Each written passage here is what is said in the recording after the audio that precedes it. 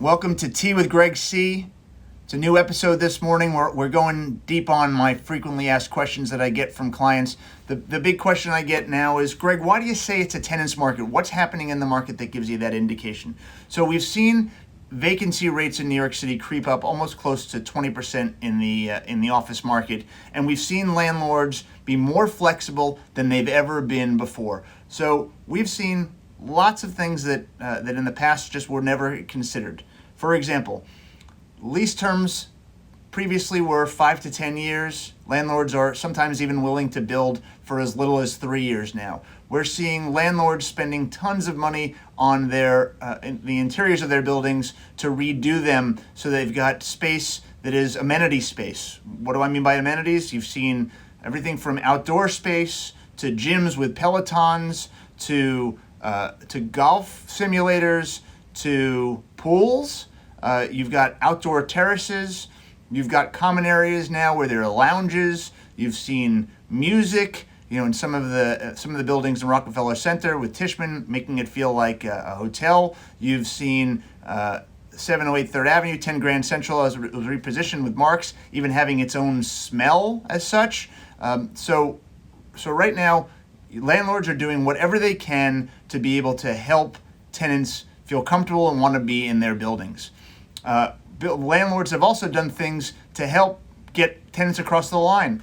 No longer do you need to bring your own furniture. They'll furnish the space for you and build it into a deal. They'll wire the space for you, take that headache away from you.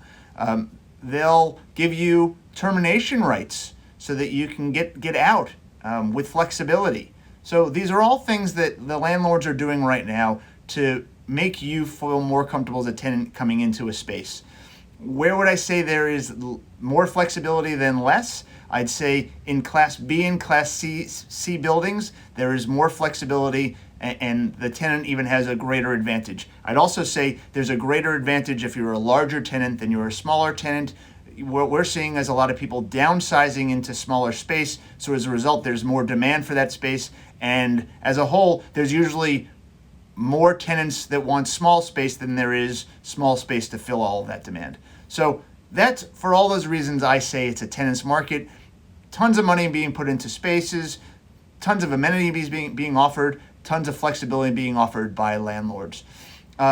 Big picture, what's happened in New York City in the last week? Well, we saw an uptick in the foot traffic into buildings. Well, the Kastle data is out. It's another week, pretty flat line from last week. So what we've seen is that in fact, occupancy of buildings is staying flat. We've heard that 452 Fifth Avenue, it sounds like they might be on the block. We know that there are some large tenants in there who are in the market. Man GLG is in the market.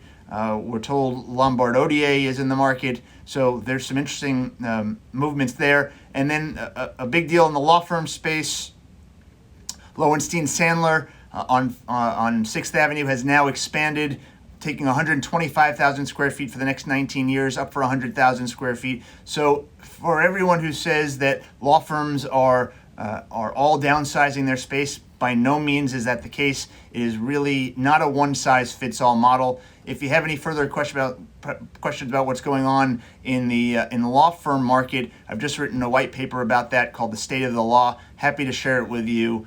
Just DM me for the details. Anyway, that's it for this week. Tea with Gregg C. We'll see you next week, Thursday, 11 a.m. Until then.